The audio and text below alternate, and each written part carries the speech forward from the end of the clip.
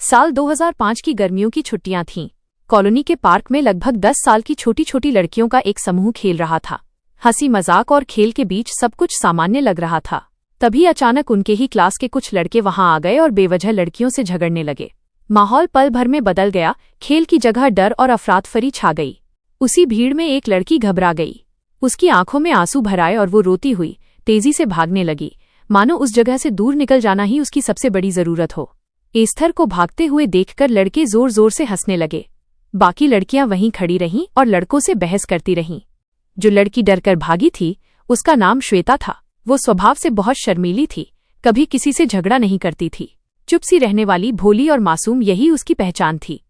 जब वो रोती हुई पार्क से घर लौटी तो उसकी माँ ने घबराकर पूछा, क्या हुआ बेटा? लेकिन उसके पिता गुस्से में थे। उन्होंने कड़े लहजे में पूछा, क्यों रो रही हो? श्वेता ने सिसकते हुए पूरी बात बता दी। पार्क में क्या हुआ था ये सुनकर उसके पिता ने उसे डांट दिया और सख्त शब्दों में कहा कि अब से वो पार्क में खेलने नहीं जाएगी। श्वेता के पिता बहुत सख्त स्वभाव के थे। इसी सख्ती में उसकी परवरिश हुई थी। शायद इसी वजह से श्वेता ऐसी बन गई थी, चुप, संकोची और डरने वाली। वक्त बीतता गया। अब श्वेता 10वीं कक्षा में पहुंच चुकी थी। उसकी उम्र तब 16 साल थी। ये वही उम्र होती है जब किशोरावस्था अपने चरम पर होती है, जब लड़के लड़कियों में एक दूसरे के प्रति आकर्षण पैदा होने लगता है। श्वेता की ज्यादातर सहेलियां रिलेशनशिप में आ चुकी थीं, लेकिन श्वेता उनसे बिल्कुल अलग थी। वो अब भी बहुत शर्मीली थी और ऐसे किसी भी रिश्ते के ख्याल से ही डर जाती थी। उसे लगता था कि कहीं ऐसा कुछ हो गया तो उसके परिवार की बदनामी हो जाएगी। इसके अलावा ये 10वीं का साल था, जो उसके भविष्य का आधार था। वो चाहती थी कि पूरी तरह पढ़ाई पर ध्यान दे, ताकि 11वीं और 12वीं के लिए किसी अच्छे स्कूल में दाखिला मिल सके, क्योंकि उसका मौजूदा स्कूल सिर्फ 10वीं तक ही पढ़ाई करवाता था।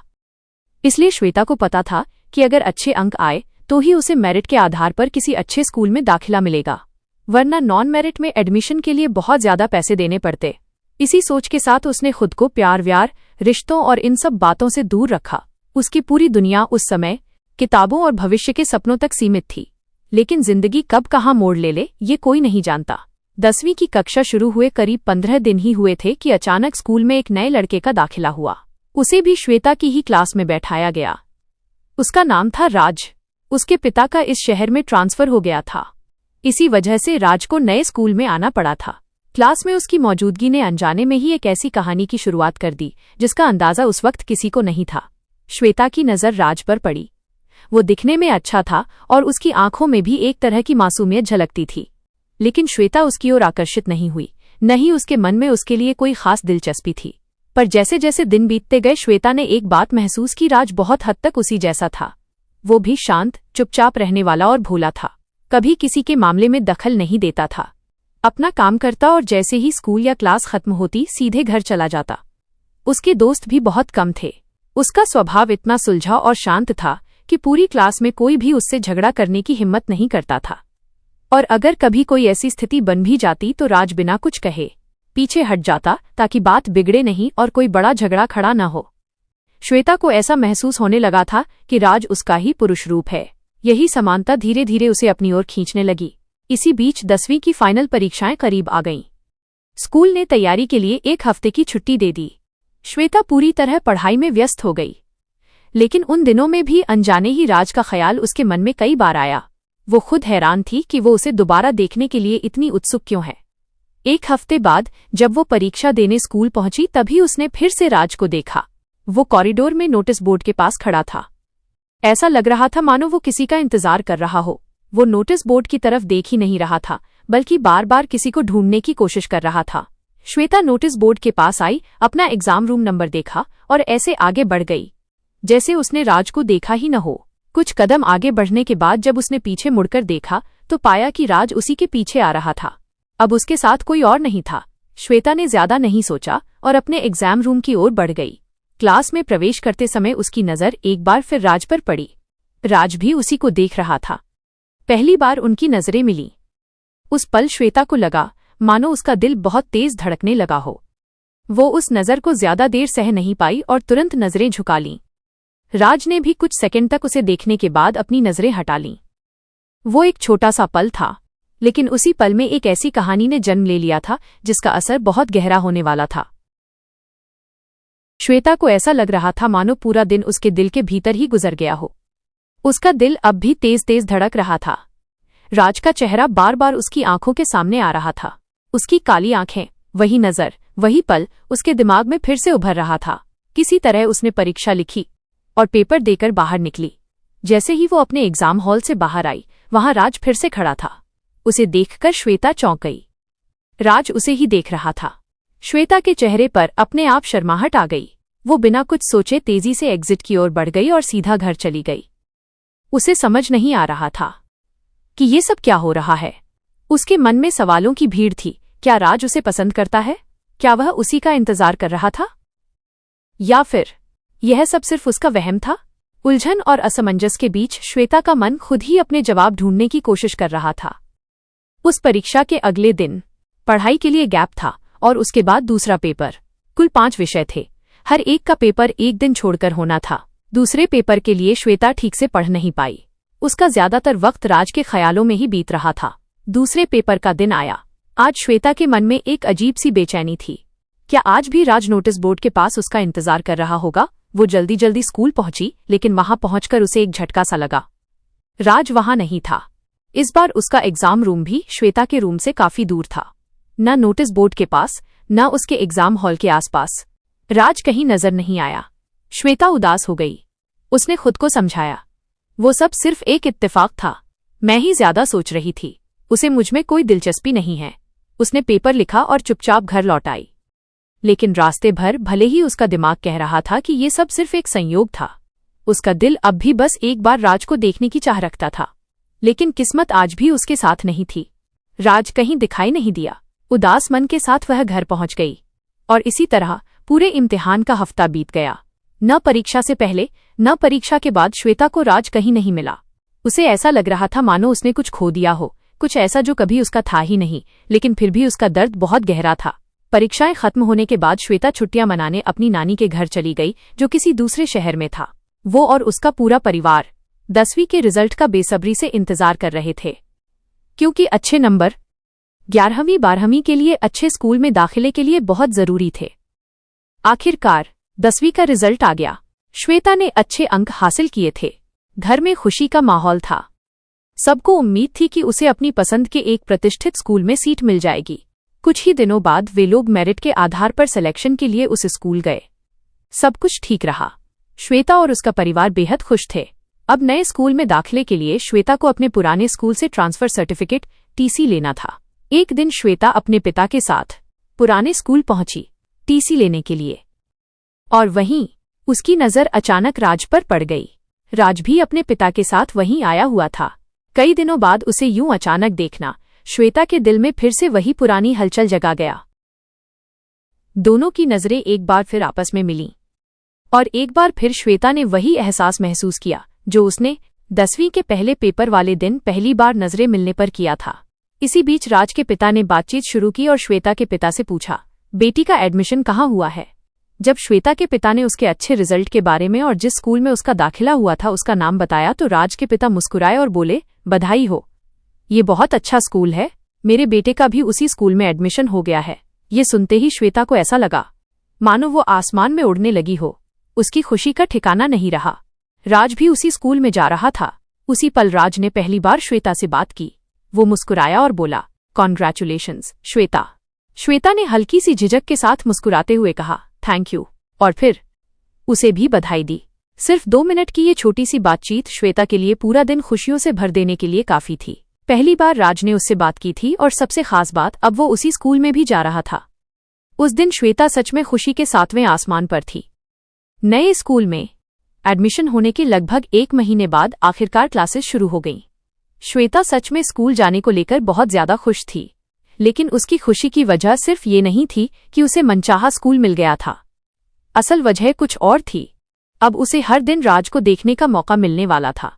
यही सोच उसके चेहरे पर अपने आप मुस्कान ले आती थी। उसके माता पिता को लगा कि श्वेता अब पढ़ाई में और ज्यादा दिलचस्पी लेने लगी है और अपने नए स्कूल को लेकर खुश है।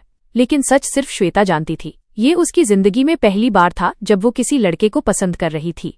और उससे भी ज्यादा खास बात ये थी कि उसे वैसी ही प्रतिक्रिया मिल रही थी जैसी वो मन ही मन उम्मीद कर रही थी। इसी वजह से वो इस नए स्कूल की शुरुआत को लेकर बेहद उत्साहित थी। उसके मन में हजारों सवाल थे। आगे क्या होगा? ये कहानी किस मोड़ पर जाएगी? श्वेता एक नई उम्मीद, एक नई धड़कन के साथ इस नए सफर की शुरुआत करने जा रही थी। यह स्कूल का पहला दिन था। श्वेता स्कूल आती है और 11वीं कक्षा में नए नए प्रवेश लेने वाले सभी छात्रों को एक हॉल में एकत्र होने के लिए कहा जाता है। उस हॉल में प्रिंसिपल छात्रों को संबोधित करते हैं। हॉल में श्वेता हर जगह राज को ढूंढती है, लेकिन उसे वो कहीं नहीं मिलता। इसलिए वो अपने पुराने दोस्तों के साथ एक जगह बैठ जाती है। इसके बाद प्रिंसिपल अपना भाषण शुरू करते हैं और सभी आवश्यक व महत्वपूर्ण बातें बताते हैं। वे कहते हैं कि 11वीं और 12वीं कक्षा स्नातक स्तर की पढ़ाई में प्रवेश के लिए बहुत महत्वपूर्ण होती हैं, इसलिए इन 2 वर्षों को बहुत गंभीरता से लें। प्रिंसिपल का भाषण खत्म होते होते सभागार में एक अजीब सी गंभीरता छा गई थी। उन्होंने 11वीं और 12वीं की पढ़ाई, एंट्रेंस एग्जाम्स और आने वाले भविष्य की अहमियत पर विस्तार से बात करने के बाद एक अहम घोषणा की। उन्होंने बताया कि अब 11वीं की कक्षाएं विभाजित की जाएंगी। कुल मिलाकर 11वीं की 5 कक्षाएं होंगी और हर छात्र को नोटिस बोर्ड पर जाकर ये देखना होगा कि उसे किस कक्षा में स्थान दिया गया है। लेकिन बात यहीं खत्म नहीं हुई। इसके बाद उन्होंने छात्रों के स्ट्रीम सिलेक्शन के बारे में बताया। ये तय किया जाएगा कि कौन सा छात्र आगे मेडिकल की ओर जाएगा और कौन इलेक्ट्रॉनिक्स की ओर। जो छात्र मेडिकल स्ट्रीम चुनेंगे उन्हें ऐसी कोचिंग दी जाएगी कि वे मेडिकल के साथ साथ इंजीनियरिंग दोनों ही प्रवेश परीक्षाओं के लिए सक्षम हो सकें। वहीं जो छात्र इलेक्ट्रॉनिक स्ट्रीम चुनेंगे उन्हें सिर्फ इंजीनियरिंग पर केंद्रित विशेष कोचिंग दी जाएगी। यह सुनते ही हॉल में बैठे छात्रों के मन में हलचल मच गई। हर कोई अपने भविष्य के बारे में सोचने लगा। अंत में प्रिंसिपल ने माइक संभालते हुए कहा, अब हम जानना चाहते हैं कि आप में से कौन किस क्षेत्र में जाना चाहता है। और फिर उन्होंने छात्रों से एक एक करके अपनी रुचि बताने को कहा। हॉल में सन्नाटा था और हर नाम के साथ किसी न किसी का भविष्य तय होने लगा। प्रिंसिपल ने इसके बाद छात्रों से सवाल जवाब शुरू कर दिए। एक एक करके वे सबको बुला रहे थे। तुम्हारा नाम क्या है? 10वीं तक किस स्कूल में पढ़ाई की? और अब बताओ, मेडिकल लोगे या इलेक्ट्रॉनिक्स? क्यों? सवाल वही थे, लेकिन हर जवाब के साथ किसी न किसी की राह तय हो रही थी। एक छात्र उठता, माइक संभालता, अपने सपनों का कारण बताता, फिर बैठ जाता, फिर दूसरा, फिर तीसरा। ये सिलसिला लगातार चलता रहा। लेकिन इन सबके बीच श्वेता कहीं और ही खोई हुई थी। उसे न तो सवालों में दिलचस्पी थी, न ही जवाबों में। उसकी आंखें बस एक ही चेहरे को ढूंढ रही थीं, राज को। वो चुपचाप अपनी सीट पर बैठी थी, मन में एक अजीब सी बेचैनी लिए, क्योंकि राज उसे कहीं नजर ही नहीं आ रहा था। कुछ और छात्रों के बाद अचानक प्रिंसिपल ने एक नाम पुकारा। लड़का खड़ा हुआ। उसने माइक लिया और कहा, मेरा नाम राज है। यह नाम सुनते ही श्वेता जैसे चौंक गई। उसने तुरंत उस दिशा में देखा और वही था, वही राज जिसे वो इतने समय से ढूंढ रही थी, वही चेहरा जो उसके दिल में कहीं बस चुका था। प्रिंसिपल ने उससे सवाल किए, तुमने 10वीं तक किस स्कूल में पढ़ाई की और कौन सी स्ट्रीम लेना चाहते हो? क्यों? राज ने आत्मविश्वास से जवाब दिया, सर, मैं इलेक्ट्रॉनिक्स लेना चाहता हूँ। मेरे पापा इंजीनियर हैं और मैं भी इंजीनियर बनना चाहता हूँ। इलेक्ट्रॉनिक्स मुझे इंजीनियरिंग की तैयारी में मदद करेगा, इसलिए मैं यही स्ट्रीम चुनना चाहता हूँ। उसकी बात सुनते हुए श्वेता बस उसे देखती रही और उसी पल, बिना किसी तर्क के, उसके दिल ने एक फैसला कर लिया। जिस स्ट्रीम के बारे में उसे अब तक कोई समझ नहीं थी, जिस पर उसने कभी गंभीरता से सोचा ही नहीं था, आज वही उसके लिए साफ हो गई।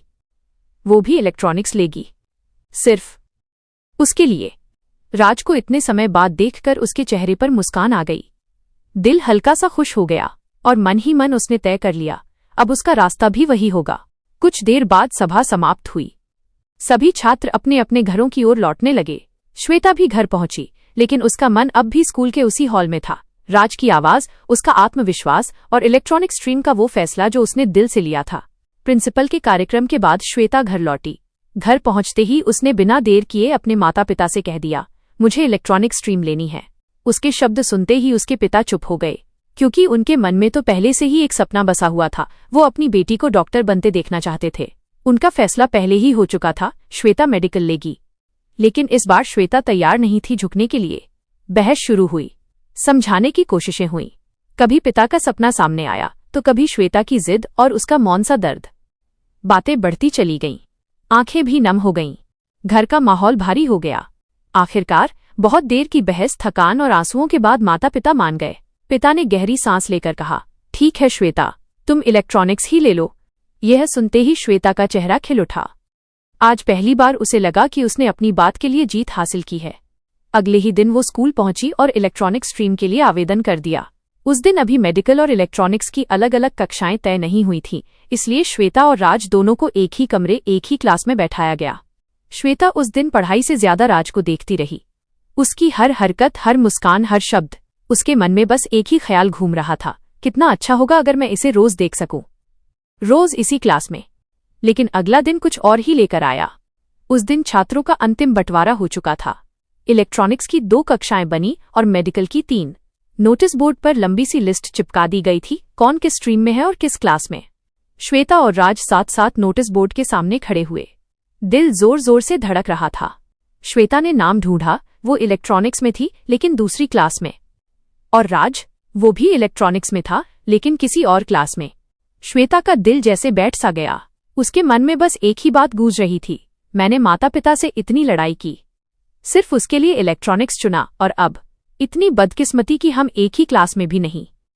नोटिस बोर्ड के सामने खड़ी श्वेता भीड़ में होते हुए भी खुद को बहुत अकेला महसूस कर रही थी। इतना सब होने के बाद श्वेता बहुत उदास रहने लगी।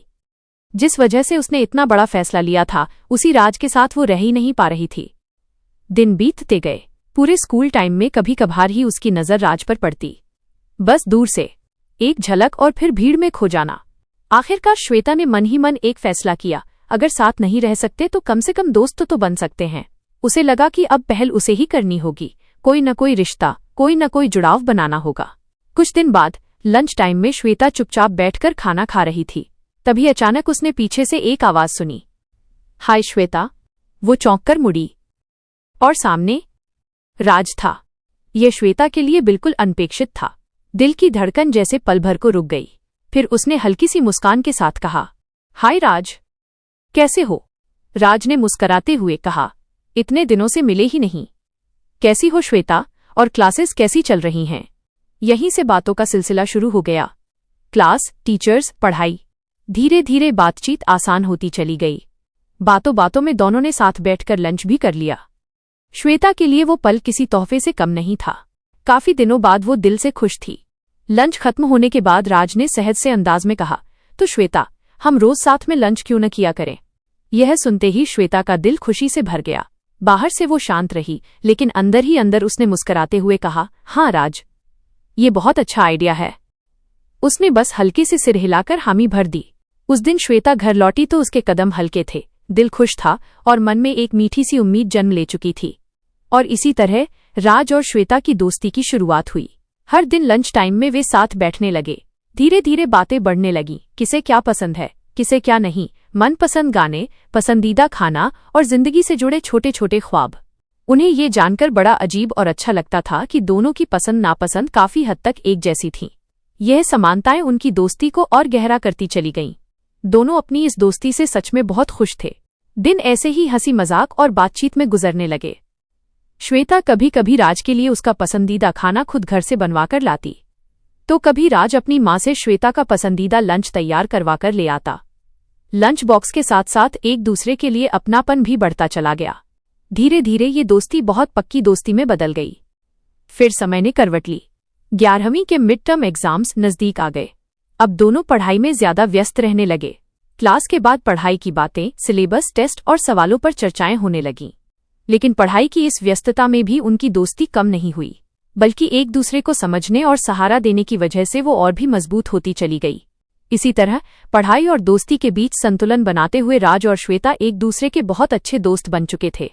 मिड टर्म परीक्षा दोनों ने अच्छे से दी और नतीजे भी बेहद अच्छे आए। राज और श्वेता दोनों अपने अपने प्रदर्शन से खुश थे। लेकिन उसी परीक्षा में इलेक्ट्रॉनिक स्ट्रीम की टॉपर बनी प्रिया। और यहीं से कहानी में एक नया मोड़ आया।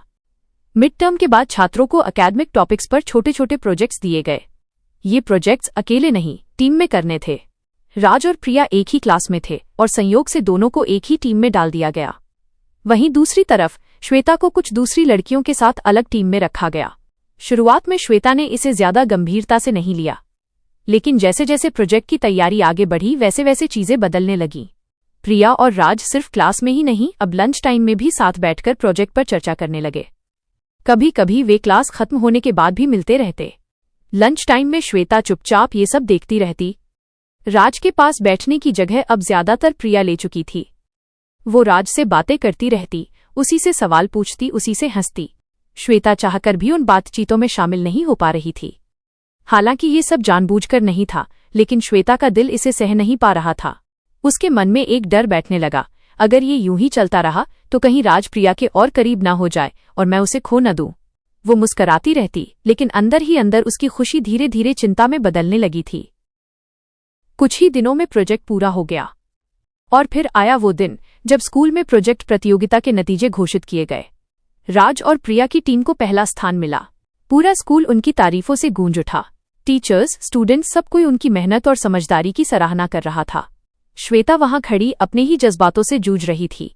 वो तय ही नहीं कर पा रही थी कि उसे खुश होना चाहिए या उदास। खुश इसलिए कि राज ने पहला स्थान पाया था और उदास इसलिए कि उस जीत के साथ प्रिया का नाम जुड़ा हुआ था। जब मंच पर मेडल दिए जा रहे थे तो राज और प्रिया को कुछ शब्द कहने के लिए बुलाया गया। राज ने माइक लिया और बिना किसी झिझक के कहा, यह जीत सिर्फ मेरी नहीं है। अगर प्रिया का साथ, उसकी समझ और मेहनत ना होती तो हम यहाँ तक नहीं पहुँच पाते। वो बहुत सपोर्टिव है, बहुत इंटेलिजेंट है और उसके पास इतना नॉलेज है जिसने हमें ये पहला इनाम दिलाया। राज की बात सुनकर पूरा हॉल तालियों से भर गया, लेकिन उन तालियों के बीच श्वेता का दिल और भी भारी हो गया। राज की जुबान से किसी दूसरी लड़की की इतनी तारीफ सुनकर प्रिया के चेहरे पर घबराहट और बेचैनी साफ दिखने लगी। वो ये सुनने के लिए बिल्कुल तैयार नहीं थी कि राज किसी और लड़की की सराहना करे, भले ही वो तारीफ उसी के लिए क्यों न हो। अगले दिन सब कुछ जैसे बदल सा गया। प्रिया की सहेलियां अब ज्यादातर राज के आसपास रहने लगीं। लंच, क्लास के बाद की बातें, हंसी मजाक सब एक करीबी सर्कल में सिमटने लगा और श्वेता दूर खड़ी होकर बस ये सब देखती रह गई। धीरे धीरे राज और श्वेता के बीच की दोस्ती ढीली पड़ने लगी। वे अब भी लंच पर साथ बैठते थे, लेकिन बातचीत लगभग खत्म सी हो गई थी। लंच टाइम में प्रिया और उसकी सहेलियां राज को घेर कर रखतीं। हंसी, बातें, चर्चा सब कुछ वहीं सिमट जाता और श्वेता चुपचाप अकेली सी बैठी रहती। यह सब देखकर श्वेता के भीतर गुस्सा भरने लगा। उसके मन में बार बार यही ख्याल आता, जब वो मेरी तरफ देख ही नहीं रहा, मेरी परवाह ही नहीं कर रहा, तो मैं ही क्यों बार बार आगे बढ़ूं। यही सोचकर उसने खुद को पीछे खींच लिया। राज से दूरी बनाने लगी, अनदेखा करने लगी। इसी बीच 11वीं की फाइनल परीक्षाओं की घोषणा हो गई। जैसा कि सभी को उम्मीद थी, प्रिया क्लास की टॉपर थी।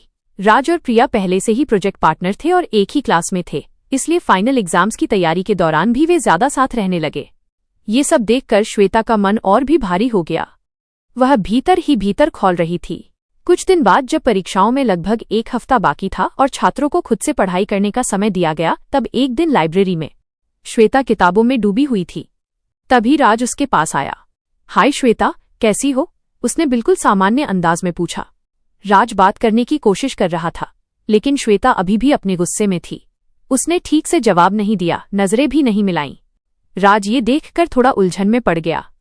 उसे समझ नहीं आया कि अचानक ऐसा क्या हो गया। उसके चेहरे पर चिंता साफ दिख रही थी। उस दिन जब श्वेता घर लौटी तो उसका मन शांत हुआ। सोचते सोचते उसे एहसास हुआ, शायद मुझे ऐसा नहीं करना चाहिए था। हो सकता है राज ने ये सब जानबूझकर न किया हो। उसके दिल में हल्की सी पश्चाताप की भावना आई। उसने खुद से वादा किया, अगर कल राज मुझसे फिर मिले तो मैं उससे ठीक से दोस्ताना तरीके से बात करूंगी। लेकिन उसे नहीं पता था कि अगला दिन कुछ और ही मोड़ लेकर आने वाला है। अगले दिन श्वेता स्कूल पहुंची एक छोटी सी उम्मीद लेकर, अगर आज राज फिर मिले तो मैं उससे अच्छे से बात करूंगी। क्लासेस खत्म हुई, छात्रों को स्व अध्ययन का समय दिया गया। श्वेता लाइब्रेरी चली गई। वो वहीं बैठी रही, राज का इंतजार करती रही, लेकिन राज नहीं आया। न लाइब्रेरी में, न आसपास। वो काफी देर तक इंतजार करती रही। फिर लंच टाइम हो गया और तभी उसने देखा राज प्रिया के साथ लंच के लिए आ रहा था। श्वेता के मन में एक अजीब सी बेचैनी उठी। उसने खुद को संभालते हुए पूछा, राज, तुम लाइब्रेरी क्यों नहीं आए पढ़ने? राज ने सामान्य सा जवाब दिया, मैं, प्रिया और उसके दोस्त क्लासरूम में ही पढ़ रहे थे। लास्ट क्लास से कुछ डाउट थे, इसलिए वहीं रुक गए। श्वेता ने बस हल्के से सिर हिलाया। ओ, ठीक है। उसकी आवाज में न उत्साह था, न नाराजगी, बस एक खालीपन। फिर उसने धीरे से पूछा, तो लंच के बाद लाइब्रेरी में साथ पढ़ेंगे? राज ने थोड़ा हिचकते हुए कहा, शायद आज मुमकिन नहीं है श्वेता। हम अभी एक और सब्जेक्ट साथ में पढ़ रहे हैं। आज क्लास में ही रहेंगे। श्वेता ने आधी अधूरी मुस्कान के साथ कहा, कोई बात नहीं। लेकिन उस मुस्कान के पीछे दिल बहुत भारी हो चुका था। उस दिन श्वेता पढ़ नहीं पाई, किताबें खुली थीं लेकिन शब्द धुंधले लग रहे थे। उसका मन बार बार राज और प्रिया की ओर ही चला जाता। और तभी उसके कानों में कुछ शब्द पड़े। कुछ लड़कियां आपस में बातें कर रही थीं राज और प्रिया के बारे में। तुमने नोटिस किया? मुझे तो लग रहा है राज और प्रिया डेट कर रहे हैं। हाँ, वो लोग हर वक्त साथ रहते हैं। ये शब्द सीधे श्वेता के दिल पर लगे। उसका दिल जैसे टूट सा गया। उसे यकीन नहीं हुआ कि उसने अभी क्या सुना। आंखें भारी हो गईं। आंसू बाहर नहीं गिरे, लेकिन भीतर ही भीतर कुछ बिखर गया। वो चुपचाप बैठी रही, टूटी हुई, उलझी हुई और दर्द से भरी हुई। ये सब होने के बाद श्वेता के मन में एक बड़ा फैसला जन्म लेने लगा। उसने सोचा, अब मुझे राज को अपने दिल की बात बता देनी चाहिए। लेकिन उसी पल एक डर भी उसके साथ आ खड़ा हुआ। अगर मैंने अपने प्यार का इजहार किया और बात बिगड़ गई तो क्या मैं उसकी दोस्ती भी खो दूंगी? उसका मन दो हिस्सों में बंट गया था। अगर देर की तो शायद राज पूरी तरह प्रिया के करीब चला जाए, और अगर अभी कह दिया और बात ठीक नहीं हुई तो वो राज को हमेशा के लिए खो भी सकती है। वो तय ही नहीं कर पा रही थी कि सही रास्ता कौन सा है। आखिरकार उसने खुद से कहा, अब परीक्षाएं सिर पर हैं। अभी नहीं, आखिरी पेपर के बाद। जो होगा देखा जाएगा। सब कुछ किस्मत पर छोड़ दूंगी। फिर परीक्षाएं शुरू हो गईं। सब अपनी अपनी पढ़ाई में व्यस्त हो गए। दूसरे आखिरी पेपर के दिन पेपर को लेकर हल्की फुल्की बातें करते हुए श्वेता ने हिम्मत जुटाकर राज से कहा, फाइनल पेपर के बाद घर जाते वक्त मुझसे मिलोगे? राज ने सहजता से कहा, हाँ ठीक है। और फिर आया 11वीं का आखिरी पेपर। पेपर खत्म होते ही श्वेता बाहर आई और उसी जगह खड़ी होकर राज का इंतजार करने लगी जो उसने खुद तय की थी। मिनट बीतते गए, फिर और मिनट, लेकिन राज नहीं आया। वो बहुत देर तक खड़ी रही। स्कूल के गेट से एक एक करके सारे छात्र निकलते चले गए। आखिरकार पूरा परिसर खाली हो गया और श्वेता वहीं अकेली खड़ी रह गई, उदास, टूटी हुई, दिल से हार चुकी। सबसे बुरा ये था कि उसके पास राज का कोई कांटेक्ट नंबर भी नहीं था। वो न उसे कॉल कर सकती थी न मैसेज। और अब 11वीं खत्म हो चुकी थी। 12वीं शुरू होने में 15 दिनों का गैप था। श्वेता के मन में डर बैठ गया, अगर अब उससे नहीं मिली तो न जाने फिर कब मिलना होगा। वो समझ नहीं पा रही थी कि राज आया क्यों नहीं। उसने उसके क्लासमेट से भी पूछा। उन्हें बताया गया, राज ने पेपर जल्दी खत्म कर लिया था और जल्दी ही घर चला गया। यह सुनकर श्वेता और भी उलझ गई। उसने ऐसा क्यों किया? सवालों और दर्द के साथ वो भारी मन लिए घर की ओर लौट गई बिना किसी जवाब के। इसी तरह 11वीं की छुट्टियां आ गईं। श्वेता एक बार फिर अपनी नानी के घर छुट्टियां बिताने चली गईं। छुट्टियां खत्म हुई और 12वीं की शुरुआत हो गई। श्वेता लौट आई दिल में ढेरों सवाल लिए। वो राज से पूछना चाहती थी, तुम उस दिन आए क्यों नहीं? पेपर जल्दी खत्म करके घर क्यों चले गए? आखिर हुआ क्या था? 12वीं का पहला दिन आया। लंच टाइम में श्वेता ने राज को ढूंढा, लेकिन वो कहीं नहीं था। उसने उसके क्लासमेट से पूछा। जवाब मिला, राज आज स्कूल ही नहीं आया। श्वेता ने खुद को समझाया, शायद छुट्टियों से अभी वापस ना आया हो, कल आ जाएगा। लेकिन अगला दिन भी आया और राज फिर नहीं दिखा। फिर तीसरा दिन, फिर चौथा। देखते देखते पूरा एक हफ्ता बीत गया। आखिरकार श्वेता ने राज के एक दोस्त से साफ साफ पूछा, वो स्कूल क्यों नहीं आ रहा? यह 12वीं है, सबसे अहम साल। उस दोस्त ने बेबसी से कहा, हमें भी कुछ नहीं पता। वह समय 2011-12 का था। उस दौर में हर छात्र के पास मोबाइल फोन नहीं होते थे और ये एक टियर 3 शहर था जहां सीधे कॉल करना, नंबर मांगना इतना आम नहीं था। श्वेता ने राज के कई दोस्तों से पूछा, लेकिन किसी के पास उसका संपर्क नंबर नहीं था। दिन बीतते गए। श्वेता की बेचैनी हर दिन बढ़ती चली गई। उसके भीतर राज को देखने की चाह और गहरी होती जा रही थी। उसे लगने लगा कि कुछ तो गलत है, लेकिन क्या, इसका कोई जवाब नहीं था। आखिरकार उसने हिम्मत करके राज की क्लास टीचर से बात की। टीचर ने बताया, राज के परिवार में किसी की तबीयत ठीक नहीं है। इलाज के लिए वे राज्य की राजधानी गए हुए हैं। यह सुनकर श्वेता और चिंतित हो गई। उसने एक बहाना बनाया, मैडम, मेरे पापा राज के पापा से बात करना चाहते हैं कुछ जानकारी के लिए। टीचर ने राज के पिता का नंबर दे दिया। श्वेता ने कई बार उस नंबर पर कॉल किया, लेकिन उधर से कोई जवाब नहीं आया। कोई फोन नहीं उठा रहा था। अब श्वेता पूरी तरह टूट सी गई थी। उसे समझ नहीं आ रहा था कि क्या करे। आखिरकार उसने खुद को पढ़ाई में झोंक देने की कोशिश की, लेकिन अब वो पहले जैसी नहीं रही। न वही उत्साह, न वही चमक। वो ज्यादातर उदास रहने लगी, हर समय मन भारी, मूड ऑफ। पढ़ाई में भी उसका मन धीरे धीरे कम होने लगा। राज की गैरहाजिरी उसकी जिंदगी में एक खालीपन छोड़ गई थी जो हर दिन और गहरा होता जा रहा था। श्वेता के बदले हुए व्यवहार को देखकर घरवालों को चिंता होने लगी। बार बार पूछने पर भी वो कुछ नहीं बताती। कभी कहती आज सिरदर्द है तो कभी कोई और बहाना बना देती। जो सच में उसके दिल के भीतर चल रहा था वो उसने किसी से नहीं कहा। उसके पिता ने एक दिन उसे समझाने की कोशिश की। उन्होंने गंभीर स्वर में कहा, ये साल बहुत अहम है श्वेता, इसी के आधार पर तुम्हें अच्छे ग्रेजुएशन कॉलेज मिलेंगे। अच्छी पढ़ाई होगी तो अच्छा कॉलेज मिलेगा, अच्छी नौकरी मिलेगी और तभी अपने सपनों की जिंदगी जी पाओगी। यह समय एक बार चला गया तो वापस नहीं आता। इसे बर्बाद मत करो, मन लगाकर पढ़ाई करो। पिता की बातें श्वेता के दिल तक पहुंची। उसने खुद से कहा, अब आगे बढ़ना होगा, जो हो गया उसे पीछे छोड़ना होगा। उसने खुद को पढ़ाई में झोंक दिया। हालांकि राज के ख्याल बार बार उसके मन में आते थे, लेकिन वो उन्हें जबरदस्ती काबू में रखती और फिर किताबों में खो जाती। मिड टर्म आए, फिर फाइनल एग्जाम्स। अब ये साफ हो चुका था कि राज वापस नहीं आने वाला। वो क्यों नहीं आया, क्या हुआ, उसने 12वीं जैसे सबसे अहम साल को क्यों छोड़ दिया? इन सवालों के जवाब श्वेता को कभी नहीं मिले। उसने 12वीं की परीक्षा दी और अच्छे अंकों से पास हुई। फिर उसने एक प्रतिष्ठित इंजीनियरिंग कॉलेज में दाखिला लिया। कॉलेज की जिंदगी शुरू हुई। पहला साल, दूसरा साल, जिंदगी आगे बढ़ती रही।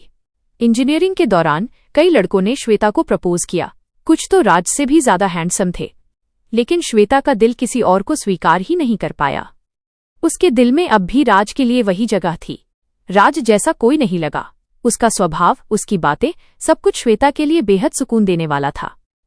इंजीनियरिंग पूरी हुई, उसे एक अच्छी कंपनी में नौकरी मिल गई। वो आत्मनिर्भर बन गई, अच्छी कमाई करने लगी और अपने परिवार का सहारा बनी। घरवाले बेहद खुश थे। उन्हें गर्व था कि श्वेता अपनी जिंदगी में बहुत आगे बढ़ चुकी है। सब कुछ ठीक चल रहा था और तभी एक दिन श्वेता के पिता उसके लिए शादी का रिश्ता लेकर आए। श्वेता ने अपने पिता से साफ शब्दों में कह दिया, पापा, मैं अभी शादी के लिए तैयार नहीं हूं। पिता ये सुनकर हैरान रह गए। उन्होंने गंभीर होकर पूछा, क्यों श्वेता, अब तुम सेटल हो, अच्छी नौकरी है, उम्र भी सही है, फिर शादी से मना क्यों कर रही हो? फिर उन्होंने सीधा सवाल किया, क्या तुम किसी से प्यार करती हो? क्या तुम किसी रिश्ते में हो? श्वेता ने बिना देर किए कहा, नहीं पापा। लेकिन उसके दिल के भीतर कुछ और ही सच था। मन ही मन वो कहना चाहती थी, मैं राज से प्यार करती हूं। आज भी मैं बस उसे एक बार देख लेना चाहती हूं।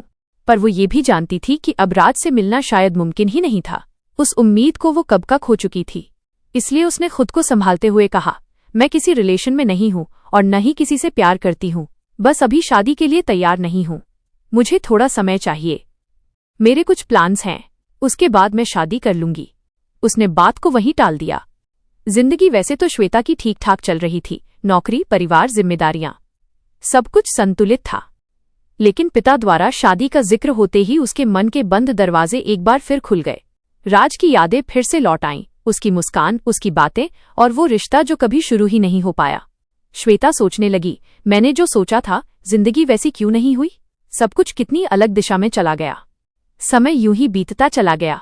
देखते देखते 7 साल से भी ज्यादा हो चुके थे और इन 7 सालों में श्वेता ने राज को एक बार भी नहीं देखा था। आखिरी बार वो उसे तब देख पाई थी जब वो 11वीं में थी। उसके बाद जिंदगी आगे बढ़ती रही, लेकिन राज कहीं न कहीं वक्त में ठहर सा गया था। श्वेता की जिंदगी बाहर से बिल्कुल सामान्य लगती थी। नौकरी, परिवार, जिम्मेदारियां, सब कुछ सही चल रहा था। लेकिन भीतर एक खालीपन था जो कभी भरा ही नहीं। उसके पिता बार बार शादी की बात करते, समझाते, सलाह देते, कभी स्नेह से, कभी चिंता के साथ, और श्वेता हर बार बात को टाल देती। एक दिन उसके पिता को कुछ ठीक नहीं लगा। उन्हें महसूस हुआ कि सब कुछ होते हुए भी श्वेता का मन अशांत है। तभी उन्होंने फैसला किया कि परिवार के कुलदेवता के यहाँ एक छोटी सी पूजा करवाई जाए, मन की शांति के लिए, परिवार की भलाई के लिए और श्वेता के भविष्य के लिए। उन्होंने श्वेता से कहा, हम गांव जा रहे हैं, मंदिर में एक छोटा अनुष्ठान है, तुम भी चलो। भगवान से जो दिल में हो वो मांग लेना, मन हल्का हो जाएगा और आगे का रास्ता भी साफ दिखेगा। श्वेता ने आधे मन से हामी भर दी। उसके भीतर कोई खास उम्मीद नहीं थी। मन ही मन उसने सोचा, मेरी जिंदगी में सब कुछ है, फिर भी मुझे लगता है कि मेरे पास कुछ भी नहीं है। अगर आज भगवान से कुछ मांगना है तो बस यही, राज को एक बार देख लेना। उसका दिल आज भी उसी नाम पर ठहर जाता था। मुझे कोई उम्मीद नहीं है, उसने खुद से कहा, लेकिन चलो देखते हैं क्या होता है। और इसी सोच के साथ श्वेता अपने परिवार के साथ गांव की ओर निकल पड़ी, जहां शायद किस्मत उसकी अधूरी कहानी को एक बार फिर छूने वाली थी। गांव पहुंचकर श्वेता और उसके परिवार ने पूरे विधि विधान से मंदिर में पूजा और सारे अनुष्ठान पूरे किए। भीड़ से थोड़ा हटकर श्वेता कुछ देर अकेली खड़ी रही। उसने आंखें बंद की और पहली बार दिल से कुछ मांगा। भगवान, मुझे नहीं पता राज आज कहाँ है। वो ठीक है या नहीं, वो सिंगल है या शादीशुदा, वो किसी और से प्यार करता है या नहीं, मुझे कुछ भी नहीं पता। मैं बस उसे एक बार देखना चाहती हूँ, सिर्फ एक बार। उसने कोई और मांग नहीं रखी, बस वही एक नाम उसकी प्रार्थना बन गया। पूजा के बाद परिवार उसी दिन घर लौटने के लिए निकला, लेकिन लौटते वक्त किसी ने सोचा भी नहीं था कि रास्ता इतना डरावना मोड़ ले लेगा। एक चौराहे के पास अचानक दूसरी कार तेज रफ्तार में आकर उनकी गाड़ी से साइड में टकरा गई। जोरदार झटका लगा। सभी लोग किसी तरह सुरक्षित थे, लेकिन श्वेता के पिता उसी तरफ बैठे थे जहां टक्कर लगी थी। वो बुरी तरह घायल हो गए। खून बहुत ज्यादा बह चुका था।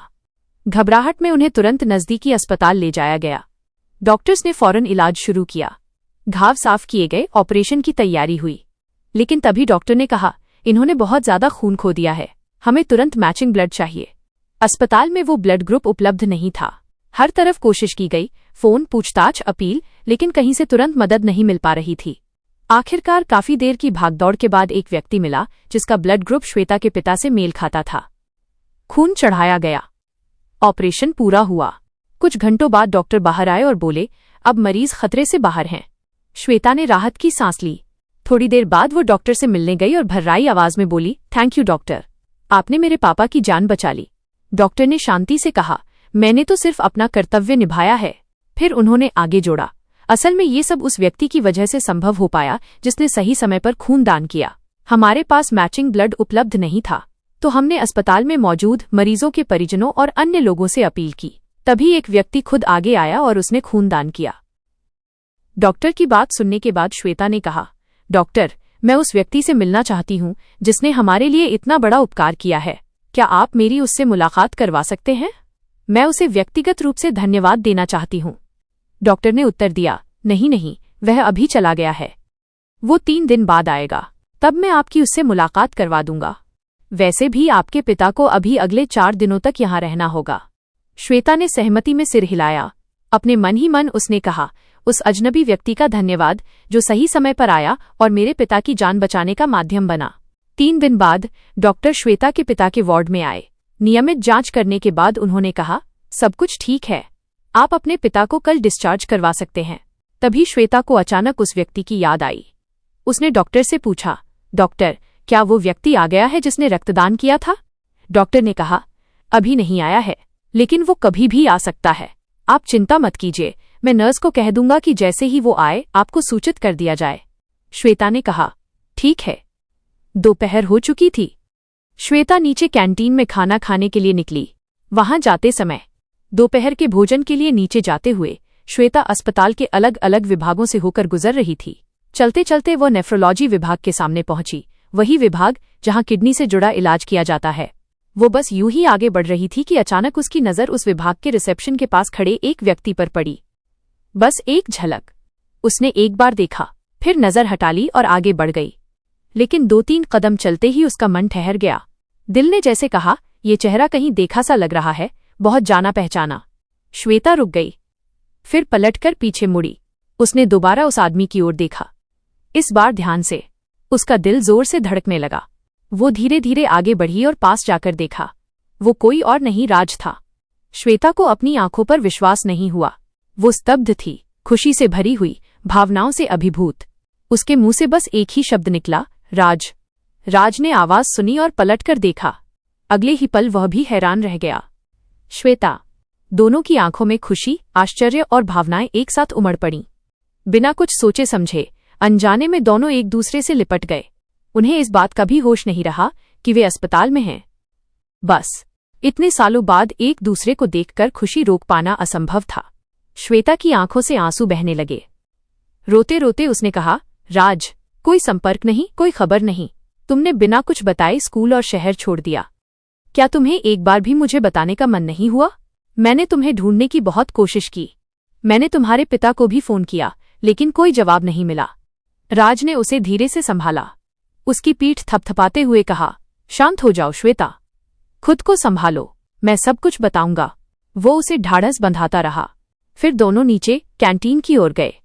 राज भी उसे देखकर बेहद खुश था। थोड़ा शांत होने के बाद उसने कहना शुरू किया, श्वेता, 11वीं की आखिरी परीक्षा वाले दिन मेरी दादी को अचानक हार्ट अटैक आ गया था। इसीलिए मैंने पेपर जल्दी पूरा किया और घर चला गया। फिर हम तुरंत राजधानी शहर इलाज के लिए आ गए। कई दिनों के इलाज के बाद दादी की हालत कुछ ठीक हुई, लेकिन कुछ ही दिनों में उन्हें फिर से हार्ट अटैक आया और वो हमें छोड़कर चली गईं। उसके बाद सब कुछ धीरे धीरे बिगड़ने लगा। मेरे पिता दादी से बहुत जुड़े हुए थे। उन्होंने अपनी सेहत का ध्यान रखना छोड़ दिया। वो डिप्रेशन में चले गए।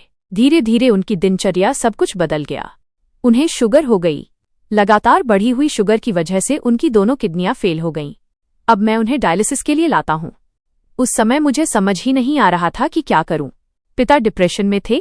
हम लगातार डॉक्टरों से सलाह ले रहे थे। हमारे शहर में इस इलाज के लिए कोई अच्छा डॉक्टर नहीं था, इसलिए हम यहीं रुक गए। फिर मेरे चाचा ने मेरा दाखिला एक दूसरे स्कूल में करवा दिया। मैंने वहीं से अपनी 12वीं पूरी की, फिर इंजीनियरिंग की और नौकरी भी ज्वाइन कर ली। अब मैं अपने परिवार को संभाल रहा हूं। इसके बाद राज ने श्वेता से पूछा, श्वेता, तुम कैसी हो? जिंदगी कैसी चल रही है? और तुम इस अस्पताल में क्यों आई हो? श्वेता ने धीरे धीरे कहना शुरू किया, उस दिन मैं तुम्हें ढूंढ रही थी। मैंने बहुत देर तक इंतजार किया, लेकिन तुम आए ही नहीं। फिर जिंदगी बस चलती चली गई। मैं बस एक बार तुम्हें देखना चाहती थी, हमारी दोस्ती के लिए बस एक बार। फिर मैंने भी अपनी 12वीं पूरी की, इंजीनियरिंग की और नौकरी भी मिल गई। कल हम लोग गांव में मंदिर गए थे पूजा और विधि के लिए। वापस आते समय हमारा एक्सीडेंट हो गया और मेरे पापा को काफी गंभीर चोटें आईं, इसलिए उन्हें यहीं भर्ती किया गया है। राज ने ध्यान से सुना और कहा, ओह, ये सुनकर मुझे बहुत दुख हुआ। अब अंकल कैसे हैं? मैं उनसे मिलना चाहूंगा। श्वेता ने कहा, अब वे खतरे से बाहर हैं। सभी ऑपरेशन सफल रहे।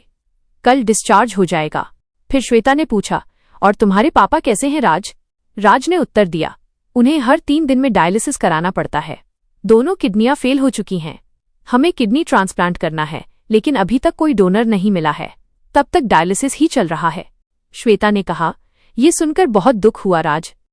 इसके बाद दोनों ने साथ में लंच किया। फिर राज श्वेता के साथ उसके पिता से मिलने गया। उसने उनके स्वास्थ्य के बारे में पूछा और उन्हें आराम करने और अपनी सेहत का ध्यान रखने की सलाह दी। इसके बाद श्वेता और राज रिसेप्शन के पास बैठ गए। तब तक राज के पिता का डायलिसिस चल रहा था। डायलिसिस के बाद राज के पिता वहां आए। राज ने श्वेता से अपने पिता का परिचय कराया और थोड़ी देर सबने बातचीत की। फिर राज ने श्वेता को अपना नंबर दिया और कहा, श्वेता, मैं यहीं इसी शहर में रहता हूं। यह सुनकर श्वेता हैरान रह गई। क्या राज, तुम यहीं रहते हो? मैं भी यहीं रहती हूं। सोचो जरा, हम दोनों इंजीनियर हैं, IT कंपनियों में काम करते हैं, फिर भी इतने सालों में एक बार भी नहीं मिले। लेकिन आज आखिरकार हम मिल ही गए। दोनों ने नंबर एक्सचेंज किए। राज ने कहा, डिस्चार्ज के बाद हम फिर मिलेंगे। फिर दोनों अलग हो गए। उस दिन श्वेता बहुत खुश थी। उसे ऐसा लग रहा था जैसे उसकी जिंदगी में जो कुछ खो गया था वो उसे वापस मिल गया हो। राज जाने के लिए मुड़ा ही था कि तभी एक नर्स दौड़ती हुई आई। एक्सक्यूज मी सर, प्लीज जरा रुकिए। फिर नर्स ने श्वेता की ओर देखकर कहा, मैडम, यही वो व्यक्ति हैं जिन्होंने आपके पिता को रक्तदान किया था। यही है मिस्टर राज। यह सुनकर श्वेता को विश्वास नहीं हुआ। उसकी आंखें आंसुओं से भर गईं। उसने राज का हाथ पकड़ लिया और कहा, धन्यवाद राज, बहुत बहुत धन्यवाद। तुम आज भी वही हो, निर्दोष, अच्छे और दयालु इंसान, जैसा मैंने हमेशा तुम्हें समझा था। मेरे पिता की मदद करने के लिए दिल से धन्यवाद। राज ने उसे सांत्वना दी और कहा, सब ठीक है श्वेता, ये किस्मत ही थी जिसने हमें यहां मिलाया। मुझे खुशी है कि मैं तुम्हारी मदद कर सका, और ये जानकर और भी अच्छा लग रहा है कि अनजाने में ही सही मैं तुम्हारे काम आ सका। मैं इसके लिए भगवान का शुक्रिया अदा करता हूं। श्वेता ने भी बार बार उसे धन्यवाद कहा और फिर राज वहां से चला गया। उस दिन राज से मिलने के बाद श्वेता अस्पताल में बैठी बैठी बस उसी के बारे में सोचती रही। उसे ये सोचकर बहुत खुशी हो रही थी कि राज आज भी बिल्कुल वैसा ही है जैसा वो पहली बार उसे देखने पर था। वही सादगी, वही अपनापन, वही इंसान जिससे वो कभी प्यार कर बैठी थी। अब श्वेता के पास राज का संपर्क नंबर भी था। उसके मन में यह विचार आने लगा कि अब समय आ गया है उसे अपने दिल की बात बताने का। वैसे भी उसके माता पिता लगातार शादी के लिए समझा रहे थे। दोनों अपनी अपनी जिंदगी में सेटल भी हो चुके थे। श्वेता ने सोचा, अब नहीं तो कब। इसी बीच उसके मन में एक और ख्याल आया। राज ने बिना किसी अपेक्षा के उसके पिता की मदद की थी, उन्हें रक्तदान देकर। तो क्या वो भी राज के लिए कुछ नहीं कर सकती? उसने तय कर लिया कि वो राज की मदद जिस भी तरह संभव हो जरूर करेगी। श्वेता डॉक्टर के पास गई और उनसे कहा, डॉक्टर, मैं उस व्यक्ति से मिल चुकी हूं जिसने मेरे पिता को रक्तदान किया था। वो मेरे स्कूल का दोस्त है। मैं बस यह जानना चाहती हूं कि उनके पिता को आखिर क्या समस्या है और किडनी डोनेशन की क्या प्रक्रिया होती है। डॉक्टर ने ये जानकर कि वे दोनों पहले से एक दूसरे को जानते हैं, राज के पिता से जुड़ी सारी जानकारी श्वेता को दे दी, उनकी बीमारी, इलाज और ट्रांसप्लांट की प्रक्रिया। इसके बाद श्वेता ने खुद की जांच करवाई। जांच के बाद उसे पता चला कि वो राज के पिता को किडनी दान करने के लिए पूरी तरह सक्षम है।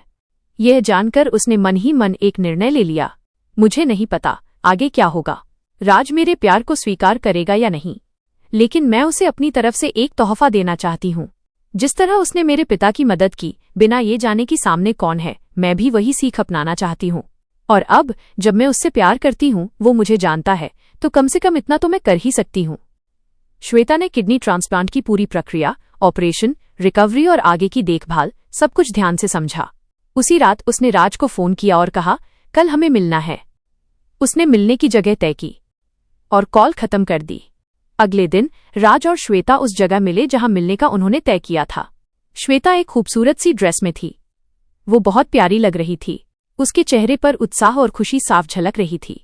राज भी बहुत सलीके से तैयार होकर आया था। जो लड़का कभी उसने पहली बार देखा था, वो अब एक बेहद हैंडसम और सुलझा हुआ जेंटलमैन बन चुका था। पढ़ा लिखा, दिल से अच्छा, शांत स्वभाव का और एक ऐसा इंसान जिसे कोई भी लड़की अपना जीवनसाथी बनाना चाहे। श्वेता उसे देखकर बहुत खुश और उत्साहित थी। दोनों एक जगह बैठकर लंच करने लगे। कुछ सामान्य बातों के बाद राज ने कहा, श्वेता, मैं तुमसे कुछ कहना चाहता हूँ। श्वेता ने भी कहा, मुझे भी तुमसे कुछ बात करनी है, बहुत निजी बात, इसीलिए मैंने तुम्हें बुलाया था। फिर वो मुस्कुराई और बोली, ठीक है राज, तुम पहले कहो। राज ने थोड़ी हिचकिचाहट के साथ हल्के से स्वर में कहा, श्वेता, जब मैंने तुम्हें 10वीं कक्षा में पहली बार देखा था, उस समय से ही मुझे लगने लगा था कि तुम कुछ खास हो। तुम बाकी लड़कियों जैसी नहीं थीं। मुझे ऐसा महसूस हुआ जैसे मैं अपने ही जैसे किसी इंसान को देख रहा हूं, मानो तुम मेरी ही एक स्त्री रूप छवि हो। 10वीं कक्षा में ही मुझे तुम पसंद आ गई थी, लेकिन तुमसे ये कहने की मुझमें हिम्मत नहीं थी। मैं सोचता रहता था कि पता नहीं तुम मेरे प्यार को स्वीकार करोगी या नहीं। 11वीं में अगर प्रिंसिपल ने सबसे पहले तुमसे पूछा होता कि तुम कौन सा स्ट्रीम चुनना चाहती हो, तो मैं भी वही स्ट्रीम चुन लेता, सिर्फ तुम्हारे साथ रहने के लिए, तुम्हारे आसपास रहने के लिए। लंच के समय जब हम मिलते थे, मैं सच में तुम्हारी दोस्ती पाना चाहता था। मैं बस तुम्हारे साथ रहना चाहता था। मैंने कई बार सोचा कि तुम्हें बता दूं कि मैं तुमसे प्यार करता हूं, कि क्या तुम जिंदगी भर मेरा साथ दोगी। श्वेता, मैंने तुम्हें बहुत मिस किया है। मैं तो 11वीं के बाद तुम्हें प्रपोज करना चाहता था, लेकिन उस समय घर की परिस्थितियां बहुत बिगड़ गई थीं। इसलिए मैं न तो तुम्हें कुछ कह पाया, न ही तुमसे मिल पाया। इन इतने सालों में एक भी ऐसा दिन नहीं गया जब मैंने तुम्हें मिस न किया हो। एक भी ऐसा दिन नहीं गया जब मैंने तुम्हारे बारे में न सोचा हो। यह सुनते ही श्वेता भावनाओं से भर गई। वो अपनी खुशी पर काबू नहीं रख पाई। अचानक उसने राज को जोर से गले लगा लिया और कहा, राज, यही तो मैं भी इतने सालों से सोचती आ रही थी। 11वीं के उस आखिरी दिन, उस आखिरी पेपर के बाद मैं भी तुमसे अपने दिल की बात कहना चाहती थी। इस पर राज ने कहा, श्वेता, जब मैं 10वीं कक्षा में आया और तुम्हें पहली बार देखा तो वो मेरे लिए पहली नजर का प्यार था। लंच पीरियड में मैं खुद तुम्हारे पास आया था, लेकिन उस समय किस्मत मेरे साथ नहीं थी और हालात ऐसे बने कि हमें अलग होना पड़ा। लेकिन ये सब किस्मत का ही खेल है जो आज हमें फिर से एक दूसरे के सामने ले आई है। इसके लिए मैं भगवान का धन्यवाद करता हूँ। श्वेता ने भी भावुक होकर कहा, राज, उस दिन जब हम गांव गए थे, मैंने भगवान से सिर्फ तुम्हें ही मांगा था, और मुझे लगता है ये भगवान की ही कृपा है कि उन्होंने मुझे तुम तक पहुंचा दिया। अगर हम वहां नहीं गए होते, अगर वापसी में वो घटना नहीं घटी होती, तो पता नहीं मैं तुमसे कब मिल पाती। यह सब ईश्वर की ही कृपा है। फिर श्वेता ने थोड़ी हिम्मत जुटाकर कहा, राज, एक और बात मुझे तुमसे कहनी है। तुम्हारे पापा किडनी फेल होने की वजह से डायलिसिस पर हैं। कल मैंने अपना हेल्थ चेकअप करवाया था और डॉक्टर ने बताया कि मैं तुम्हारे पापा को किडनी डोनेट करने के लिए पूरी तरह से योग्य हूँ। मैं चाहती हूँ कि मैं अपनी किडनी तुम्हारे पापा को दान करूँ। ये सुनते ही राज ने तुरंत कहा, नहीं श्वेता, नहीं, यह संभव नहीं है। सब ठीक हो जाएगा। शायद कुछ दिनों में हमें कोई और डोनर मिल जाए। कृपया ऐसा मत करो। लेकिन श्वेता पहले ही अपना मन बना चुकी थी। उसने कहा, राज, तुम ही मेरी प्रेरणा हो ये सब करने के लिए। तुमने बिना किसी पहचान, बिना किसी उम्मीद के मेरे पापा को रक्तदान किया था, और तुम धन्यवाद तक लेने के लिए रुके भी नहीं। तुम इतने निस्वार्थ इंसान हो। कृपया मुझे ये करने दो। अगर मैं तुम्हारी मदद कर पाऊं तो मुझे बहुत खुशी होगी। मुझे मत रोको, यह मेरी अपनी इच्छा है। मैं दिल से ये करना चाहती हूँ। बहुत समझाने, बहुत मना करने के बाद आखिरकार राज मान गया। कुछ दिनों बाद किडनी ट्रांसप्लांट का ऑपरेशन हुआ और वो सफल रहा। कुछ महीनों के बाद राज और श्वेता शादी के बंधन में बंध गए। यही होती है किस्मत की लिखावट। अगर कोई आपकी तकदीर में लिखा हो तो उसे कोई भी आपसे अलग नहीं कर सकता। दोस्तों, अगर आपको ये कहानी पसंद आई हो तो कृपया वीडियो को लाइक करें और शेयर करें। ऐसी ही और कहानियों के लिए हमारे YouTube channel rare story world को सब्सक्राइब करें। धन्यवाद।